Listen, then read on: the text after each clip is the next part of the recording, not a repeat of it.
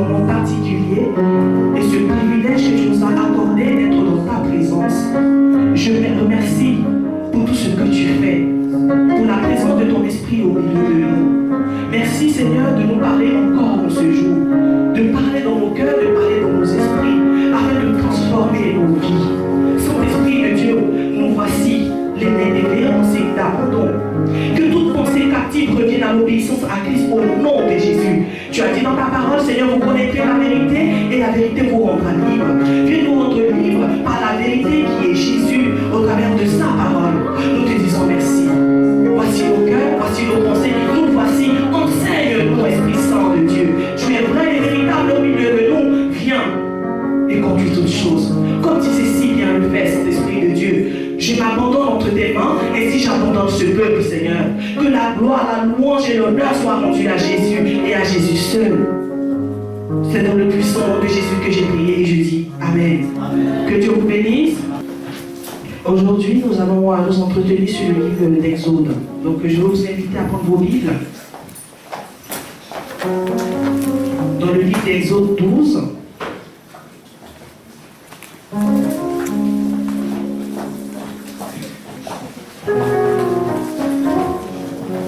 Exode 12, on va prendre le verset 5 et le verset 7. Exode 12, verset 5 et 7. Et on va sauter, après on prendra le verset 12 à 13.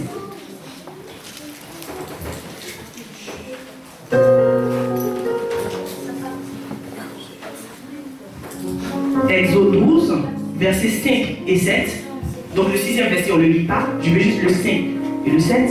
Et après, on ira prendre le verset 12 et le verset 13. Je sais que c'est trop compliqué, mais prenez quand même.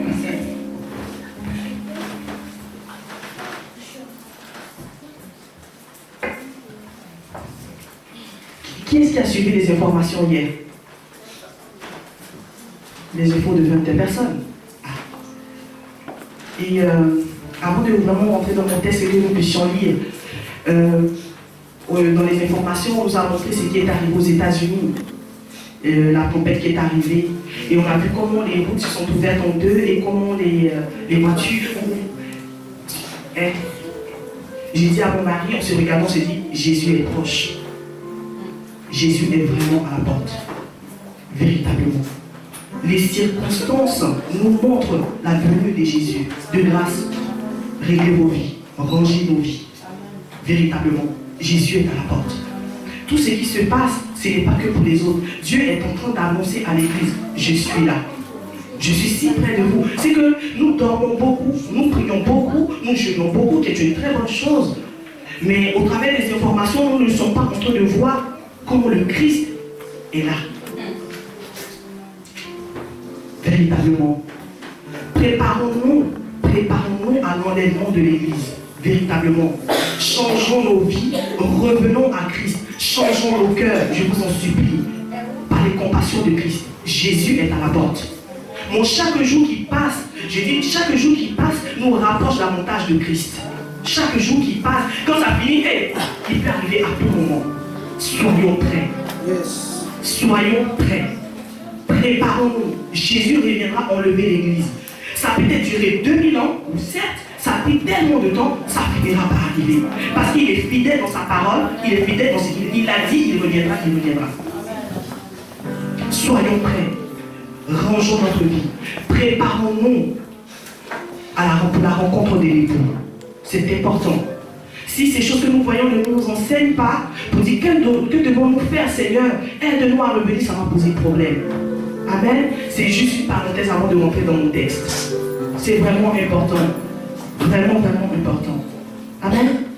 On va lire le livre. C'était juste une parenthèse. Pour nous interpeller encore une fois. Frère Béni, peux-tu me faire la lecture, s'il te plaît? Exode 117, 12 et 13. Je lis au nom du Seigneur. Ce sera un agneau sans défaut, mâle, âgé d'1 an. Vous pourrez prendre un agneau ou un chevreau. On prendra de son sang et on mettra sur les deux poteaux et sur le linteau de la porte de maison où on le mangera. Amen. Cette nuit-là, je passerai dans le pays d'Égypte et je frapperai tout le criminel du pays d'Égypte, depuis les hommes jusqu'aux animaux, et j'exercerai des jugements contre tout le Dieu de l'Égypte. Je suis l'Éternel. Amen. Amen. J'aimerais vraiment que nous puissions être attentifs à cette parole. Dans ces versets, en fait, lorsque Joseph va mourir, il y a un autre pharaon qui va prendre la direction du peuple d'Égypte. Et ce pharaon va assujettir le peuple d'Israël véritablement. Il va leur mener la vie dure, il va les oppresser de toutes sortes de travaux, de toutes sortes de ce qu'ils ne devaient pas faire, ils vont devoir le faire. Ils vont devenir esclaves de l'Égypte, des Égyptiens et de Pharaon. Amen. Et Dieu va se souvenir de la promesse qu'il a faite à Abraham de sortir le peuple de l'Égypte et de le conduire vers la terre promise. Voilà pourquoi Dieu va susciter Moïse afin de sortir Israël. Et lorsque Moïse, Dieu va lui demander, va te présenter devant Pharaon et dis-lui, laisse aller mon peuple afin qu'il me serve. Amen. Et plus la Bible dit que plus Moïse allait vers Pharaon pour lui parler, et plus Pharaon endurcissait son cœur. Et plus Pharaon endurcissait son cœur, plus en quoi il oppressait le peuple d'Israël. Amen. Laisse-moi te dire une chose. Si ta situation est pire que celle qu'elle était avant, c'est que Dieu a décidé qu'il y a une porte qui est ouverte. Amen. C'est que Dieu a décidé. La porte est en train de s'ouvrir. C'est que le jugement, la pression de Dieu est derrière les délits. Voilà pourquoi il veut te faire croire qu'il gère. Pharaon voulait montrer, oh t'inquiète pas, je gère. C'était parce qu'il y avait Dieu qui était derrière, qui lui mettait une telle pression. Toi, ne t'inquiète pas. C'est parce que Dieu est derrière qu'il met la pression. S'il te met la pression, dis-toi, Dieu lui met la pression. Il sait qu'il doit lâcher prise. Il sait qu'il ne peut pas te laisser, il ne peut pas te retenir aussi longtemps. C'est juste semblant. Juste un semblant. Une plaie, il résiste. Dieu ne dit rien. Deuxième plaie, il résiste. Dieu dit, ok, ce n'est pas un problème. Troisième, ainsi de suite. 9 plaies, il résiste à Dieu. Dieu dit, il n'y a pas de souci. Laisse-moi te dire, il y a une 10e plaie qui arrive. Amen. Dieu n'est pas pressé. Vous savez, l'ennemi, il croit gérer. Il croit avoir la puissance. Il croit avoir l'autorité. Il a oublié qu'il y a l'Éternel, le Dieu des armées. Il y a un grand et irrévocable qui est assis sur son trône. Le monde lui appartient. Toute chose lui est soumise. Même Satan lui est soumis. Il va, il dit, ok, quand Moïse est venu, je vais encore laisse-le t'oppresser. La 10e plaie arrive, ce n'est pas pour longtemps. Laisse-le faire le gros dos, ce n'est pas un problème. Dieu est en train de préparer la sortie. Tu vas rentrer dans la terre promise. Israël, tu verras la terre promise. Tu verras. C'est juste question de temps. Juste question de patience. Juste question de t'officier par Dieu.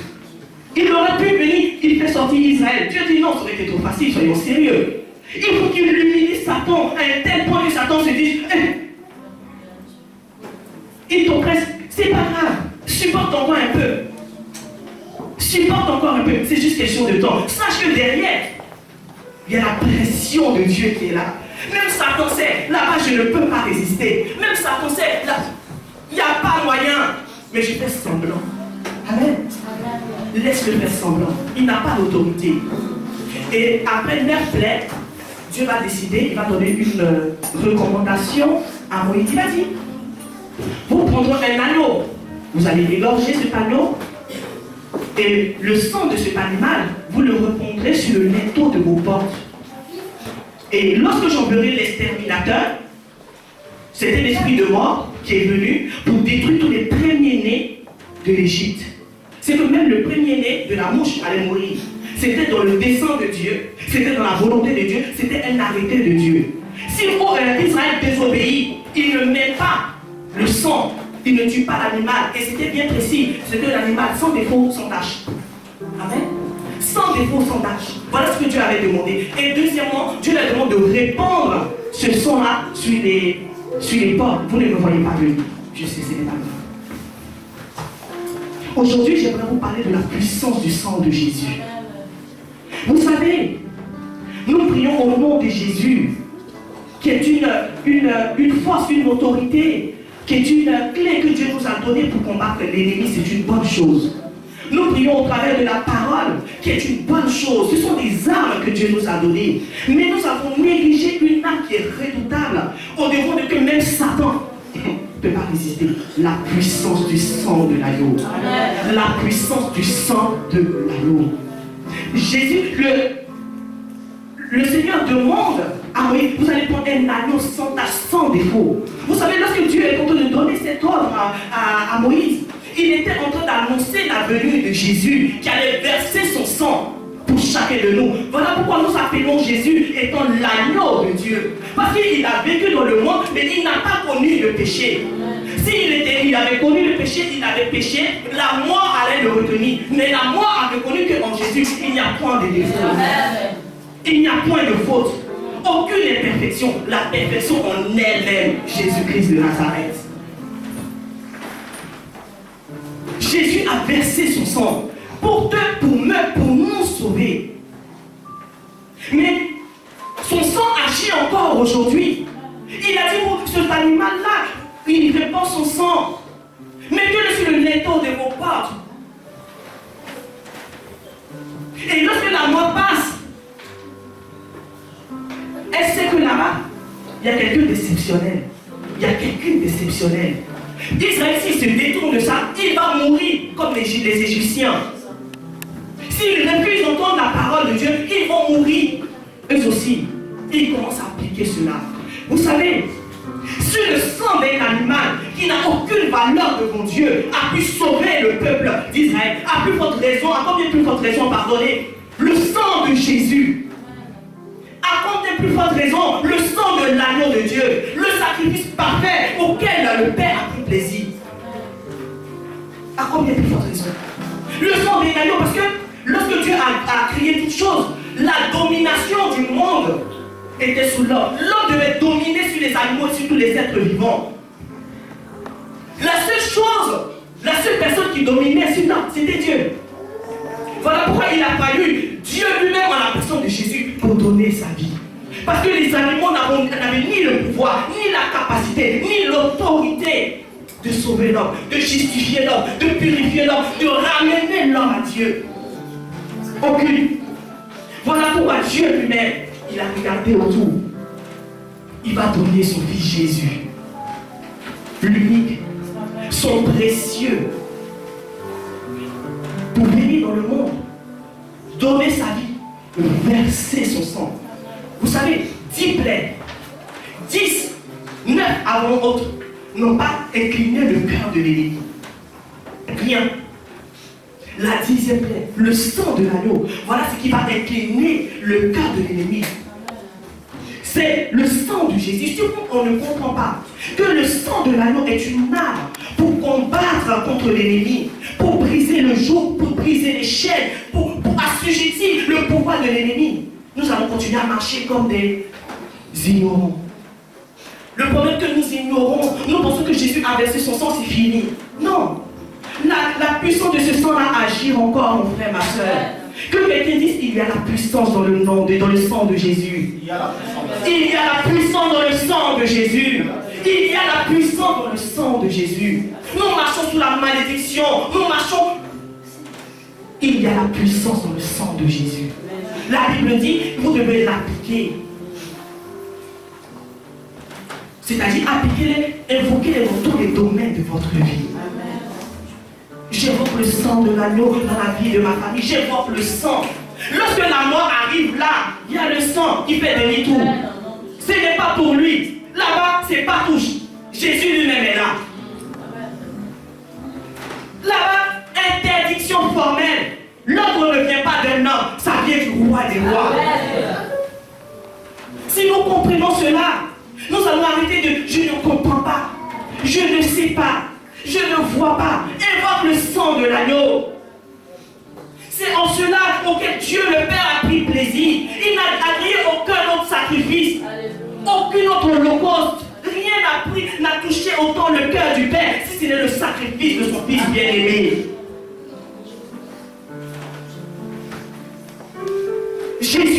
précieux pour nous. Et son sang est aussi précieux dans nos vies.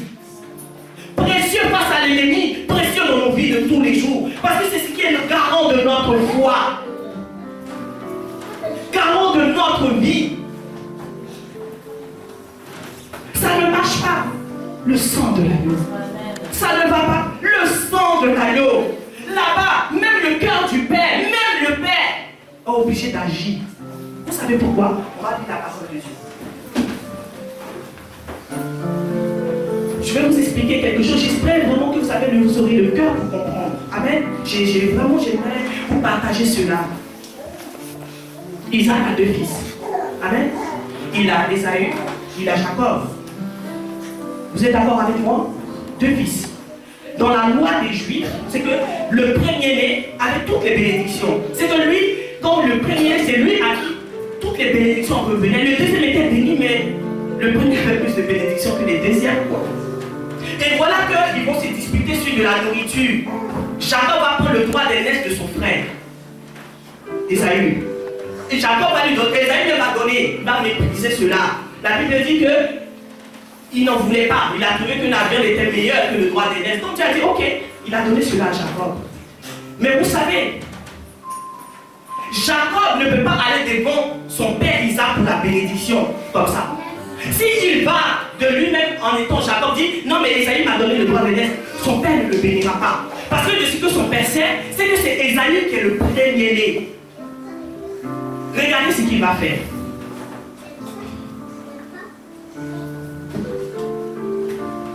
Il va s'habiller. Il va se revêtir des vêtements de son frère. De sorte qu'il y ait le parfum de son frère sur lui. Il prend les vêtements qu'il met. Quand il arrive devant son père, quand il parle, le père sait que non, là c'est Jacob. Mais il touche le vêtement là. Il sait que c'est Ésaü. Quand il prend, il touche l'odeur. Il sait que c'est le parfum d'Ésaü. Et il commence à proclamer les bénédictions. Alléluia, je vais vous expliquer. Jésus est le premier-né d'entre nous tous. Il est celui en qui le Père a pris plaisir. Si vous ne vous revêtez pas du sang de Jésus, vous ne vous revêtez pas de sa puissance, si vous allez devant le Père, vous n'aurez rien. Pour que le premier-né, vous pouvez bénéficier de la bénédiction du premier-né. Le sang de Jésus. Quand il touche l'odeur là, ça sent Jésus. Mais quand il attend la voix, il dit, c'est la voix d'Arnette. C'est bizarre. Mais quand je sens l'odeur, il commence à proclamer bénédiction sur bénédiction. Parce que la puissance de ce sang, même ça incline le cœur du Père. Est-ce que quelqu'un m'a compris? Amen. La puissance du sang de Jésus. La puissance du sang de Jésus. La puissance du sang de Jésus, elle brise les jours, elle brise la malédiction, elle vous fait rentrer là où même vous ne pouvez même pas espérer. La puissance du sang. Arrêtez, vous savez, par Jésus nous avons toutes sortes de bénédictions. Par Jésus nous avons tout sauf rien. Le problème, c'est comment comprendre et pouvoir avoir accès à cela. Nous allons de nous-mêmes, soyons sérieux. Pécheurs comme nous sommes, justifiés par la grâce et par le sang de Jésus. Donc c'est ce sang-là qui nous donne accès. Voilà pourquoi la Bible peut dire, approchez-vous avec assurance auprès du trône de la grâce. Parce que Jésus a donné sa vie, mais aussi a versé son sang. C'est ce sang-là qui va pardonner les péchés de chacun de nous. Lorsque Dieu avait donné la loi n'était que pour Israël. Donc tous les animaux qu'il tuait, ça ne concernait qu'Israël. Et la Bible dit, ça n'avait même pas la capacité de pardonner, le pire d'oublier. C'est que celui-même qui faisait les sacrifices, le sacrificateur, devait faire lui-même un sacrifice pour lui-même parce qu'il était pécheur. Et il aussi fait le sacrifice pour le peuple. Jésus, alléluia, mon Jésus, il va donner sa vie, verser son sang. Pour nous, il n'a pas besoin, il est saint. Pour pardonner nos fautes, mais aussi effacer totalement. Totalement. C'est que ce que tu as fait, il s'en fout. Ça ne lui regarde plus. Totalement. Totalement.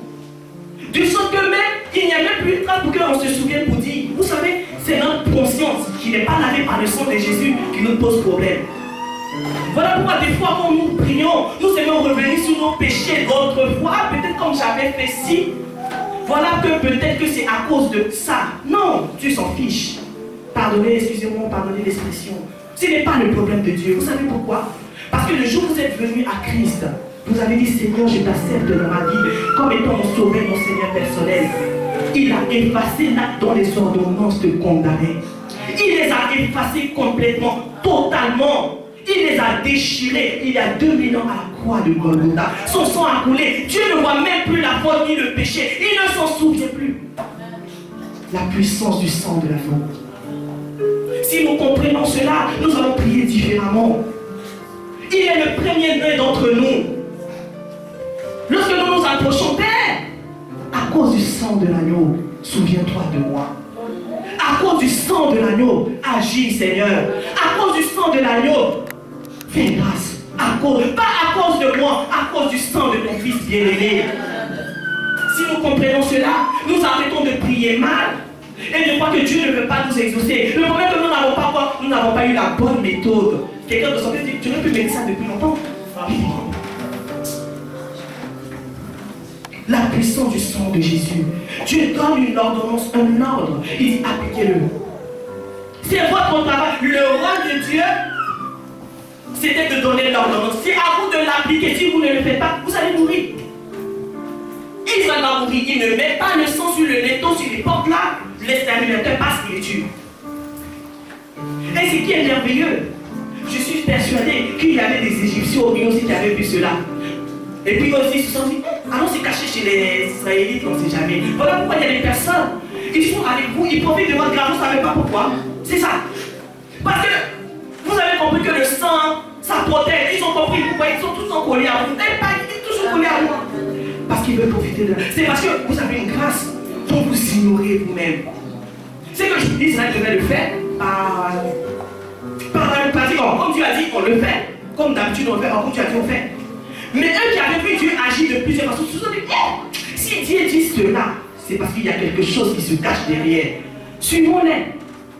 Parce que nous sommes chrétiens, nous avons des grâces, nous sommes des merveilles de Dieu, mais nous ignorons qui nous sommes. Souvent même le Satan, il sait même qui nous sommes. La jalousie de Satan, ce n'est pas envers ta personne, toi, c'est envers Jésus. Comme il est Jésus, il n'aime pas, il ne t'aime pas aussi, il ne peut pas t'aimer. Voilà pourquoi vous comprenez que des fois vous êtes dans le monde, vous avez tout. Parce que ce qui est à Satan, il donne tout, hein? C'est normal. Mais une fois que vous venez à Jésus, vous avez l'impression que tout se coince. Vous ne lui appartenez plus. Il déteste Jésus, il va vous détester, c'est normal. Ce qui est à lui, il est béni. Parce qu'ils sont à lui, il leur appartient. Mais ceux qui viennent à Jésus, ils disent que non, non, non, non. Celui-là, je ne l'aime pas. Et comme je ne l'aime pas, ceux aussi qui sont avec lui, je ne les aime pas. Je vais leur donner la vie dure. Mais laisse-moi te dire, tu as une arme redoutable, puissante. Le sang de Jésus. C'est à toi de comprendre cela et de prendre autorité avec ces paroles. Seigneur, le sang de Jésus dans ma vie, le sang dans mes entreprises, le sang, le sang, le sang. Si cela arrive à incliner le cœur de Satan et le cœur lui-même de Dieu, parce que Dieu a pris plaisir au sang de son Fils.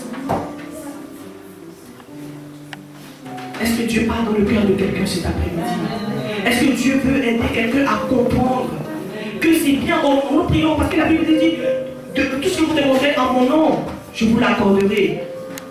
Tout ce que nous demandons au nom de Jésus. Parce que Dieu prend plaisir aussi au nom de Jésus.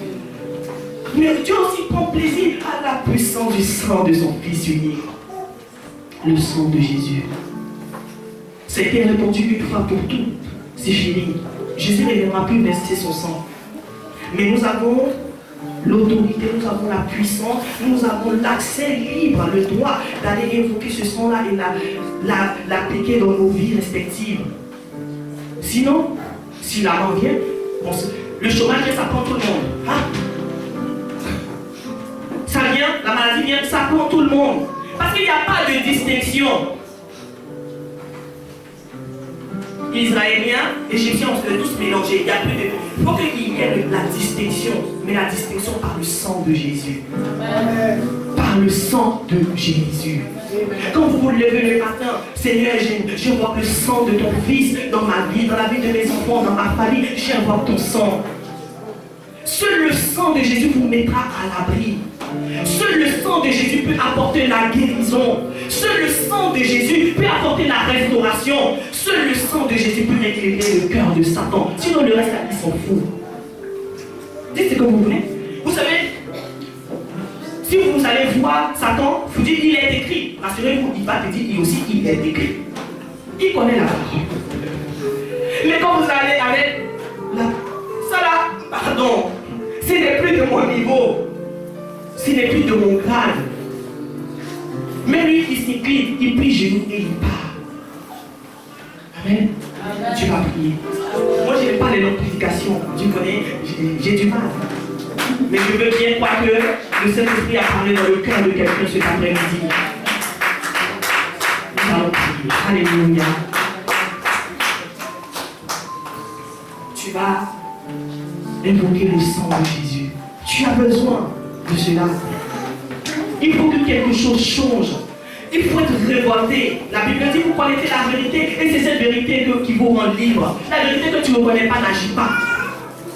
Que celle que tu connais. Tu vas invoquer, on va prendre le temps. Aujourd'hui, nous allons prier parce qu'il va se passer quelque chose. Le frère Michael va se disposer, il va venir m'aider dans le service. Il va se passer quelque chose. Si vous priez sincèrement avec votre cœur, le joug, la malédiction va prendre fuite. La maladie va s'incliner. Parce que là-bas, c'est notre niveau. Ce qui n'inclinait pas autrefois va s'incliner. Parce que le sang de l'agneau va parler pour vous. La Bible dit, le sang de Jésus crie plus fort que le sang d'Abel. Ce qui veut dire que le sang parle en notre faveur. Aussi vrai que le sang d'Abel est en train de crier vengeance, vengeance. Celui de Jésus n'écrit pas vengeance. Il dit paix, amour, vie, victoire. Voilà ce que le sang de Jésus fait pour nous. C'est à vous de prendre autorité et d'évoquer le sang de Jésus dans votre vie. Afin de briser, afin d'agir, que quelque chose se passe. Soyez révoltés dans la prière. Satan ne vous aime pas, ne l'aimez pas. Ce n'est pas grave. Ne l'aimez pas non plus. Moi, si je ne l'aime pas, tu ne peux pas, je ne peux pas, c'est pas forcé. On ne s'aime pas. Mais c'est à vous de prendre conscience que quelqu'un prie. Je sens sa présence comme un feu dans mon cœur. Je sens sa présence comme un feu dans mon cœur. L'Esprit de Dieu est là. L'Esprit de Dieu est là. L'Esprit de Dieu est là parmi nous. Je sens sa présence comme un feu dans mon cœur. Je sens sa présence comme un feu dans mon cœur. L'Esprit de Dieu est là. L'Esprit de Dieu est là. L'Esprit de Dieu est là parmi nous. Prie, dis quelque chose au Seigneur. Parle, invoque le sang de Jésus. Invoque là où ça ne va pas. Invoque le sang de Jésus. Invoque le sang de son précieux Fils. Le Père t'écoute, le Père t'entend. Tu as besoin de cela. Tu as besoin de cela. Tu as besoin que le sang qui brise le joug, le sang qui brise la malédiction, le sang qui fait fuir la maladie, puisse agir dans ta vie. Prie, dis quelque chose à Dieu. Tu as besoin du sang de Jésus. Le sang de Jésus a une efficacité. Le sang de Jésus a une efficacité. Alors prie mon frère, prie ma soeur, pour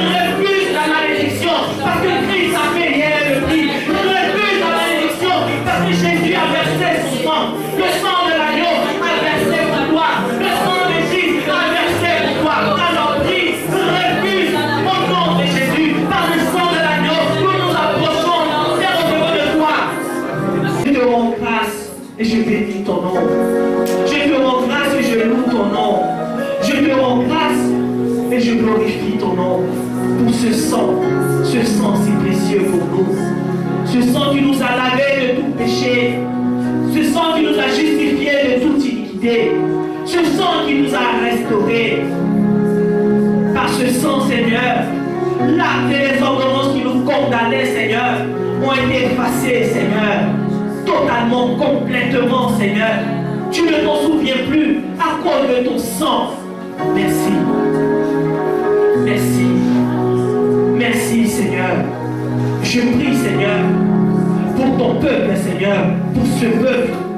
Je prie que le sang, ton sang, Seigneur, soit dans leur vie. J'invoque ce sang dans la vie de leur famille. J'invoque ce sang dans la vie de leurs enfants. J'invoque ce sang dans leur entreprise. J'invoque ce sang dans tout ce qui est à eux, dans tout ce qui leur appartient, dans leur dossier, dans leur démarche. Le sang, Seigneur, qui met la distinction, Seigneur. Ce sang qui incline le cœur de l'ennemi. Le sang qui fait fuir Satan. Le sang de l'agneau. Le sang de l'agneau dans la vie de ce peuple. Le sang dans tout ce qui est à eux. Père, je prie dans le nom de Jésus. J'invoque ton sang. Ton sang apporte la délivrance. Que ton sang apporte la guérison. Que ton sang apporte la restauration. Que ton sang apporte la vie. Que ton sang brise le joug et les chaînes qui les condamnaient par la puissance du nom de Jésus. Je prie. Je remets tout pouvoir, toute femme, tout enfant, ce lieu de bébé. Merci. Merci pour ce sang. Donne-nous, Seigneur, de comprendre l'importance véritable, Seigneur, de ce que tu as accompli à la croix, en versant ton sang pour nous. Oui, c'est sur la croix, son sang a coulé, pour les péchés. Oui, c'est ça, le péché qui nous a apporté.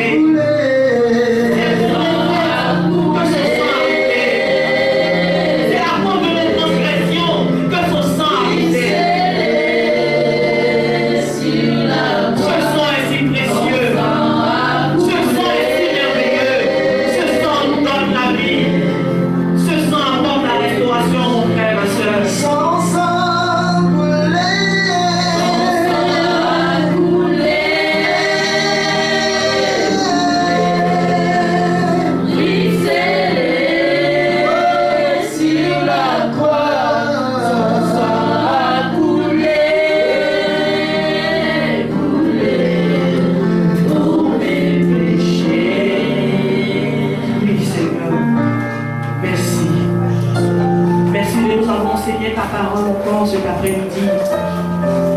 Merci. Donne à ce peuple, Seigneur, de pouvoir utiliser cette arme redoutable, forte, qui est ton sang précieux dans leur vie quotidienne, Seigneur. Donne-leur de mettre cette parole en application, Seigneur, et aide-les à vivre par la foi à ta parole. Merci pour moi-même. Je recommande chacun de nous sous ta main, sous ta grâce, sous ta protection divine. Garde-nous par le sang de l'agneau. Pourvoir à nos besoins par le sang de l'agneau. Garde nos vies par le sang de l'agneau. Garde nos enfants par le sang de l'agneau. Donne-nous du travail par le sang de l'agneau. Pourvoir, Seigneur, en toutes choses à cause du sang de l'agneau. Pas à cause de nos pères, mais à cause du sang unique de ton Fils, Seigneur, qui a versé à la croix de Golgotha. Souviens-toi de cela et fais du bien à ton peuple. Merci. Merci. Merci encore, merci. Mon âme, mon cœur, mon être t'est infiniment reconnaissant. Parce que c'est que je suis, c'est par ta grâce. Et je te dis merci. Merci. Bénis ton peuple.